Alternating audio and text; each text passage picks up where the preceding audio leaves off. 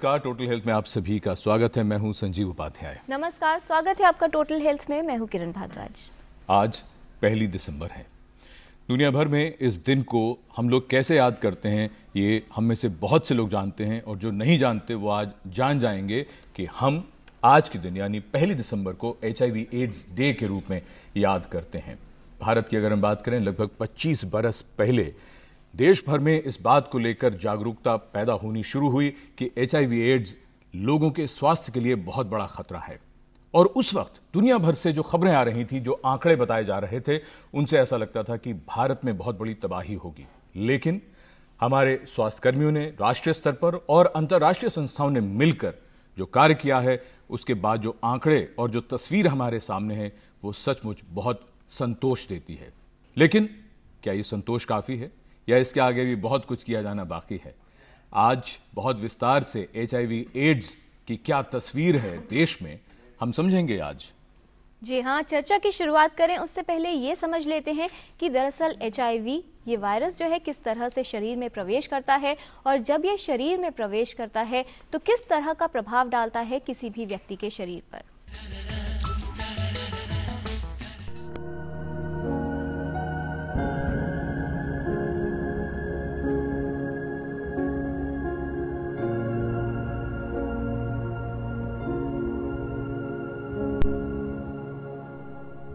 Ads एक गंभीर रोग है जिसका कारण है ह्यूमन इम्यूनोडेफिशिएंसी वायरस यानी HIV का व्यक्ति के शरीर में प्रवेश करना। इसके कई माध्यम हो सकते हैं। HIV शरीर में प्रवेश कर CD4 कोशिकाओं पर हमला करता है और होस्ट सेल के अंदर प्रवेश करता है। यहाँ पहुंचकर वायरस RNA आनुवंशिक तत्व होस्ट सेल में डाल देता है। धीरे धीरे RNA DNA में परिवर्तित हो जाता है और सेल के न्यूक्लियस में प्रवेश कर उसका अंश बन जाता है और कई वर्षों तक वहीं रहता है और अपनी संख्या बढ़ाता है। फिर यह वायरस उस कोशिका से निकलकर शरीर के अन्य कोशिकाओं को संक्रमित करता है। CD4 सेल्स की संख्या कम होने लगती है और व्यक्ति की शारीरिक प्रतिरोधक क्षमता कमजोर होने लगती है। व्यक्ति कई गंभीर बीमारियों से ग्रस्त हो जाता है। इस अवधि में व्यक्ति को कोई भी लक्षण नजर नहीं आते, इसलिए HIV के संक्रमण का पता नहीं चल पाता और व्यक्ति एड्स से ग्रस्त हो जाता है। ये पता चलने पर उसके लिए सबसे मुश्किल होता है इस सच्चाई का सामना करना। परिवार और परिचितों का व्यवहार कैसा होगा और अपने आने वाले जीवन को लेकर कई चिंताएं घेर लेती हैं और प्रश्न चिन्ह लग जाते हैं। जब पेशेंट हमारे पास HIV पॉजिटिव की अपनी रिपोर्ट लेके आता है तो उस समय उसके मन में बहुत सारे डाउट्स होते हैं कि ये बीमारी मुझे क्यों, कब और कैसे हो गई। हम पेशेंट को जो काउंसलिंग देते हैं, फर्स्ट हमारा जो स्टेप रहता है कि वो पेशेंट को कूल डाउन करना, स्ट्रेस फ्री करना, क्योंकि पेशेंट बहुत सारी चीज़ें बैक ऑफ माइंड लेके हमारे पास बैठा हुआ है। तो फर्स्ट ये है कि उसको उसको कूल डाउन करना है और पॉजिटिविटी दिखानी है। दूसरी चीज़ है कि हम उसको हेल्दी लाइफ के लिए एनकरेज करते हैं, और यदि पेशेंट मैरिड है तो कपल काउंसलिंग और उसका जो स्पाउस है उसके टेस्ट के लिए हम जोर देते हैं। एड्स से ग्रस्त व्यक्ति के लिए जीवन भर इलाज करवाना जरूरी होता है। पेशेंट को एडियरेंस पे बहुत ज़्यादा ध्यान देना है कि मेडिसिन बिल्कुल उसकी मिस ना हो, टाइमली मेडिसिन ले, रेगुलर मेडिसिन ले, और एक फैमिली सपोर्ट पेशेंट को बहुत ज़्यादा एनकरेज करता है कि ताकि वो पॉजिटिव सोचे। एड्स से बचाव हो, इसके लिए जरूरी है एड्स के बारे में जानकारी और जागरूकता। Total health, DD news. Qateel Shifai कहते हैं कि इम्तिहान और मेरे जब्त का तुम क्या लोगे, मैंने धड़कन को भी सीने में छुपा रखा है। लेकिन HIV एड्स की जब भी बात आती है तो इसमें छुपाने से हमेशा नुकसान हुए हैं। बहुत से लोग अब भी ये मानते हैं कि इसको लेकर, और ये बात सच भी है क्योंकि हम आए दिन ऐसी खबरें कहीं ना कहीं पढ़ लेते हैं जहां किसी भी HIV ग्रस्त व्यक्ति के साथ भेदभाव किया जाता है। हमारा नजरिया कितना बदला है, बदला भी है या भी बहुत बदलने की जरूरत है, और क्या जो आंकड़े हमें बता रहे हैं उनसे हम आज मुतमईन हो जाएं, संतोष कर लें। लेकिन शायद बहुत ज़रूरत है आज के दिन यानी 1 दिसंबर को ये समझने और जानने की कि क्या तस्वीर है HIV एड्स और उसके खिलाफ हमारी लड़ाई की। ये हमें विस्तार से बताएंगे। आज स्टूडियो में मौजूद हमारे विशेषज्ञ जो हैं यहाँ पर हमारे साथ स्टूडियो में है doctor Bibi Rewari, national programme officer NACO से, doctor Naveed Wig, professor department of medicine, Akhil Bharatiya Ayurvigyan संस्थान, और मिस्टर साहिल, आप प्रेसिडेंट हैं OPNP प्लस। ये एक स्वयंसेवी संस्थान है जो कार्य कर रहा है एड्स के रोगियों के लिए। आप सभी का स्वागत है स्टूडियो में। तो आइए चर्चा की शुरुआत करते हैं। डॉक्टर रेवाड़ी, हम आपसे ये समझने की कोशिश करें, जो आंकड़े UNAIDS के जो पिछले दिनों में जो आए हैं, जिससे हमें पता चलता है कि दुनिया भर में अगर हम तस्वीर की बात करें तो लगभग 3.5 करोड़ HIV ग्रस्त लोग हैं। और भारत की अगर हम बात करते हैं तो पिछले लगभग 10-12 वर्षों में इन मामलों में 33% की कमी आई है। इन आंकड़ों को जरा हमें समझाइए और विस्तार से जरा बताइए कि दरअसल तस्वीर है क्या हमारे देश में इस समय। देखिए, अगर हम पूरा देखें तो पहला केस जो HIV का है वो सन 1981 में, यानी कि करीब 32 साल पहले पता लगा था। तब से लेके अब तक करीब 7 करोड़ लोग HIV से इन्फेक्ट हो चुके हैं, जिसमें करीब 3.5-3.5 करोड़ की डेथ हो चुकी है। तो इस समय हमारे पास करीब 3.5 करोड़ लोग जो हैं वो HIV के साथ जी रहे हैं।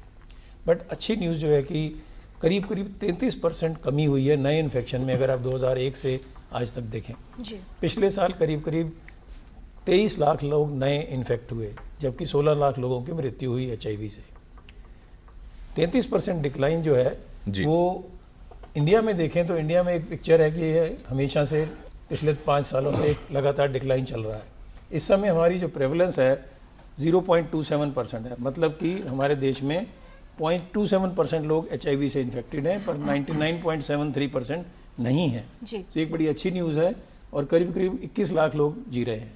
अगर हम इंडिया की बात देखें तो नए इन्फेक्शन में कमी जो है 57% आई है, जो कि ग्लोबली 33% है, हमारे यहाँ 57% है नए इन्फेक्शन में कमी जी। और अगर आप इसी तरह से मृत्यु दर को देखें तो पूरे संसार में करीब 20% कमी आई है मृत्यु में पिछले 10 साल में, और इंडिया में जो कमी आई है वो करीब 29% है। सो नए इन्फेक्शंस की कमी हो 57% या डेथ्स की कमी हो तो इंडिया और लोगों से और देशों से काफ़ी आगे है जी।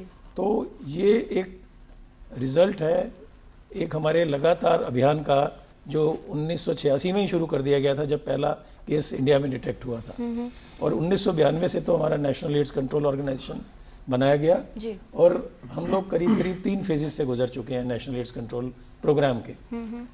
जो हमारा तीसरा फेज था 2007 से 2012 में, उसमें हमारा एम था कि stop, halt and reverse the epidemic, कि हम इसको रोकें और वापस करना शुरू करें। तो 2012 में जो एनालिसिस किया गया तो हम ज़्यादातर स्टेट्स में हमारे नए इन्फेक्शन में कमी है जी। उसी को कंटिन्यू करते हुए अब हमारा एम है अगले 5 साल में कि इसको हम रिवर्सल को कंटिन्यू करें और कमी करें और इसको नॉर्मल कोर्स में लाएं। जैसे अभी HIV एड्स एक अलग प्रोग्राम चलता है तो उसको हम नॉर्मल हेल्थ प्रोग्राम के साथ जुड़ें। तो ये कैसे हुआ? बेसिकली ये करीब 3 फैक्टर हैं इसमें इम्पॉर्टेंट जिसकी वजह से डिक्लाइन हुआ। एक तो जागरूकता की जी। नेशनल एड्स कंट्रोल प्रोग्राम लगातार अवेयरनेस प्रोग्राम चलाता है, वो चाहे मास मीडिया से हो, रेडियो से हो, TV से हो, मिड मीडिया से हो, बैनर, पोस्टर्स, फोक डांसेस, जितने भी हमारे मीडिया के वो हैं उनको हम यूटिलाइज करते हैं जी।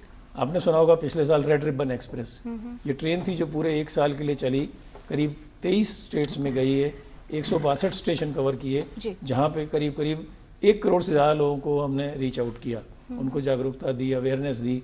करीब 80,000 डॉक्टर्स, पैरामेडिक्स इनको ट्रेन किया जी। और करीब 75,000 लोगों के HIV टेस्ट किया जी। ये जो सभी प्रयास हैं बहुत ही सकारात्मक दिखते हैं। डॉक्टर विग, ये जो आंकड़ों की बात आ रही है ये तो दर्शाते हैं कि डिक्लाइन हो रहा है और प्रयास कहीं ना कहीं सफल भी हो रहे हैं। आप इतने सारे पेशेंट से रोज मिलते हैं, क्या इतने वर्षों से उनका नजरिया या जिस तरह के केसेस आते हैं सामने जरूर आपसे शेयर करते होंगे कि परिवार के सदस्यों का नजरिया, दोस्त या फिर एम्प्लॉयर्स की जहाँ पर बात आती है, क्या इसे लेकर अभी भी कुछ स्टिग्मा नजर आ रहा है या स्थिति कुछ बेहतर देखते हैं आप? डॉक्टर विग, देखिए, जैसे अब HIV इवॉल्व हुआ, पहले तो मतलब मरीज थे उनकी कोई स्पेशलाइज्ड केयर भी नहीं थी, वो एक रूटीन क्लिनिक में आते थे, उनको कई बार पूरी तरह देखा भी नहीं जाता था।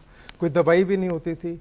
वो इतने ज़्यादा लेट स्टेज में आते थे और इतनी बीमारियों के साथ आते थे कि उस टाइम तो उनकी हालत ही बहुत ख़राब होती थी और पकड़े भी नहीं जाते थे। अब इतनी अवेयरनेस हो गई है, आपका सिस्टम इम्प्रूव हो गया है, उनकी अर्ली डिटेक्शन हो गई है, उसकी वजह से एक जो कहते हैं उसको लोगों का जो विश्वास बढ़ा है कि इनकी केयर अच्छी होगी।